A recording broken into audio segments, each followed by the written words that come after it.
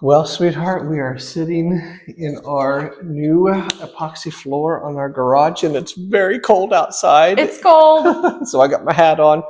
So we've waited a couple of days. The floor has cured out, and so now the last thing that we need to do, hopefully you can see it, is that we need to put some base along the floor there. Our house is a little bit different. Most garages will have what's called a curb, a concrete curb that is poured, that's up a little higher, and then they pour the driveway or the garage in there. It has a little slope. Ours has the same slope, but if you remember, since we have an ICF house, our concrete walls they continue on up, so we don't have a curb. So for this purpose, we're going to use a vinyl base, stick it to the wall, just like a normal vinyl base. And then I'll go back and I'll put a little bead of caulking of Silicone. Silicone caulking to make the waterproof floor and then transition up on the wall. So if you have a concrete curb, we'll take that epoxy and then turn and go up on the side of that. Right, but they didn't have to do that for our application, so they just went right to the drywall, and then we're gonna cover it up with the base. Yeah. So what we've got is a Series 700 wall base. I don't even know whose it's manufactured by. We just got it from one of our vendors. And I have an Ultra Bond Eco 575 wall base adhesive and a gigantic caulking gun. And so now I'll cut the tip on this guy and we'll get with it.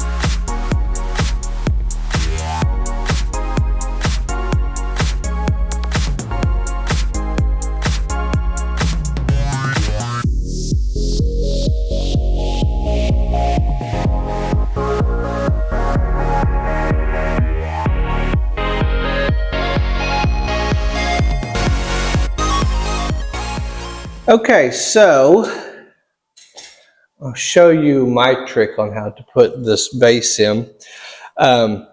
If you have a speed square, it works a lot better, but my speed square is in one of my toolboxes that was out here and it's in the living room somewhere and I can't find it. And so this is going to be my speed square of how to cut it. So come on over here.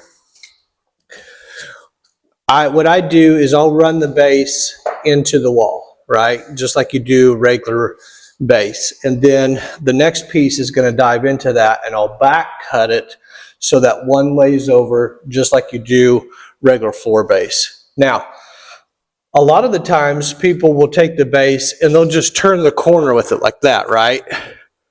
But you have the gap. Some of this commercial stuff that's thicker than the stuff that comes on a roll, it just doesn't look that good, in my opinion. So I'll take a little extra time, flatten that baby back out. We'll run it in there flat, just like that. I'll mark it here with my little razor blade of how to cut it, right there. And you're going to want to put a square cut, hence is where the your speed square would be nice to have. And this is another reason why you want to have an extra board, because my caulking gun is still oozing. Okay, let's find our mark. There it is right there. Okay, I want to make a square cut off of this, right? So there's my mark right there. I'm going to make that a little bit bigger so you guys can see this. If I can get my razor blade in on there. There it is. There it is right there. Okay, so that's the mark I'm going to start with. I'm going to lay this guy square to the edge of my board because I know this is a right angle. My little Dollar Tree piece. I'm going to slide that up to the next edge of it. Put that on the edge of it. And that is going to make my square cut. And I just need enough to score it. Because if you bend this stuff enough, there it goes. So I'll go back, run my razor blade down it. This is almost like cutting drywall. Take the other end, right here. And voila, that's my square cut for when you don't have a speed square. Your square cut for when you don't have a square. When I don't have a square. Okay, so let me put the glue on. I don't go all the way to the bottom where the roundover is because you can see right here there's nothing that glue is going to stick to, right? So I hold it up just ever so slightly. So I'll go from about right there. Not all the way to the top because when you push it in you don't want it to squeeze out and see it. And then I just zigzag it back and forth. Nothing special.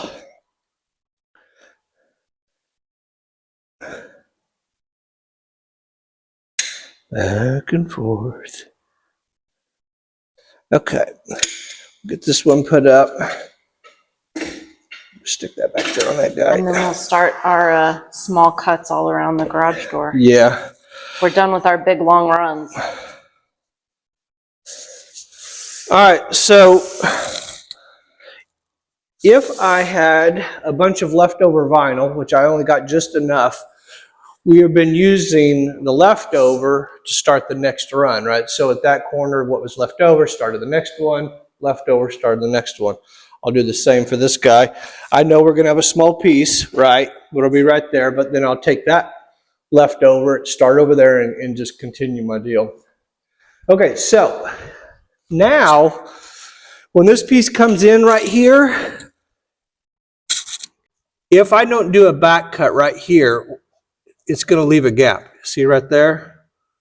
So what I'm going to do is I'll back cut this guy right there that will follow that. And that's the same style as if you do regular trim.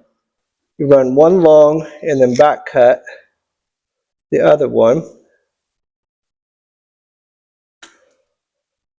I'll go just a little bit more. By back cut, you mean you're just shaving off one of the corners so that it fits up there. Yeah, so this is the same profile as that. It's the opposite profile. So when it comes in, boom, gap is gone. Now look at it. Man, I did pretty good. Right, and then I'll use my black silicone and I'll come in there and I'll just go right up that. And that'll make this all sealed. So here. Okay, so this is going to be a little bit different. So we were doing inside corners. Now we have an outside corner. So anytime you have an outside corner, a lot of people will just take the base, right, and they'll just wrap it, right? But it flattens out and, you know, you'll get a bow and it just, I don't think it looks very pretty, right? I think it's just not a very good way to do it. Remember, my opinion. So I'll do it just like we do trim.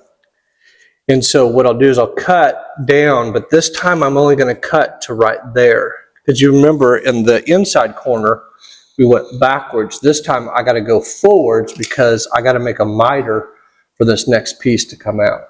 So here we go. So first what I'm going to do is I'm going to mark my deal. I'm going to cut it right here. Right? So I got to come back to my beautiful square. Mm-hmm. Yes, your beautiful tools that you've got today.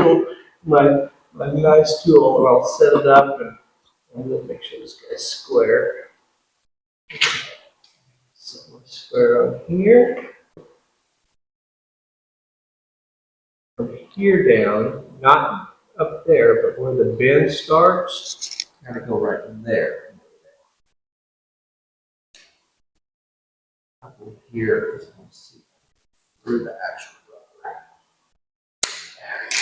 rubber. Okay, so I'm going to bend it, and right there is where I'm going to have to take my angle and see if it's showing up. Not quite yet. Down. So now I want to go this direction, like that. So I'm going to go about. So basically, you're treating this like wood trim. I do, and that's just because I know how to do wood trim, and I think it looks prettier, right? So we'll put this guy up here like that, right? So now you see what I have. Yep, you've got that little end sticking out there. Okay. So what I have left over, of course, is I'll need to cut that piece off, right? Because we need it to match that. So let me cut that off, make a nice square cut. Now this time, this is the hard part. I need to come over, right, and cut here, and then put my angle back to there. So this is a little bit of guesswork, but I can kind of get the profile like I want it. So I'm going to go about that much.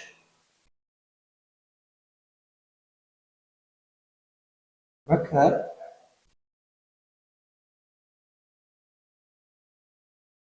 That. And then I'm going to put my angle, just like that one, from there to the tip. Because now you've got to make it flare out that other way. Yeah, yep. Exactly. Which is like that. Now, let's see how it looks. Well, let's see. I need to go. You need to measure. I got to make that guy. All right, so bend him out of the way.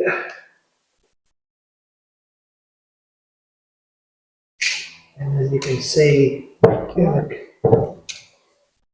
now you see why people just go around the corner.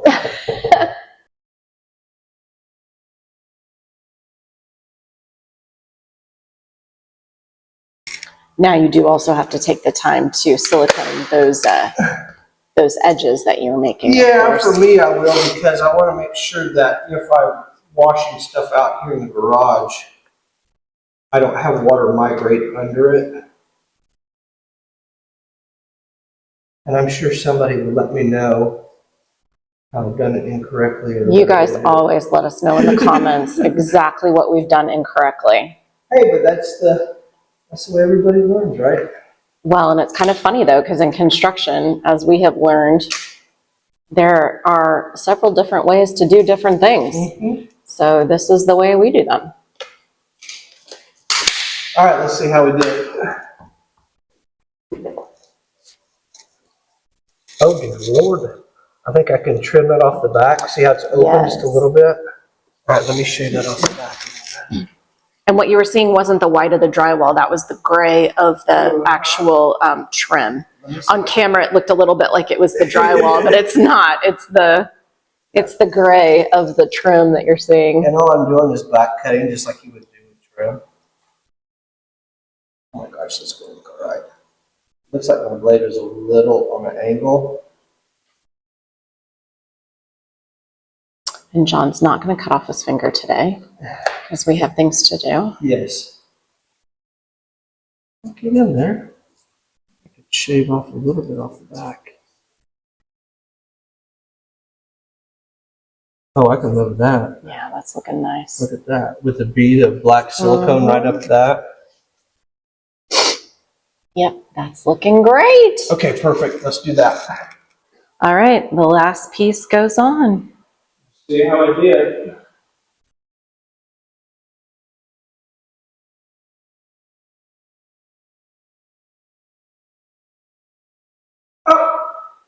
Oh, that was done. I was like, oh no, did I get glue? Ta-da! So I'll give you a quick spin around. Now all the pretty base is in to match our gorgeous new epoxy floor. What's cool is like, this is what I have left over. Yeah, you did a good estimate. And we were talking about while you were installing that, this is a little bit more special base than like what you would buy at Home Depot or something like that. This is a mixture of rubber and vinyl. It's pretty darn thick. Yeah.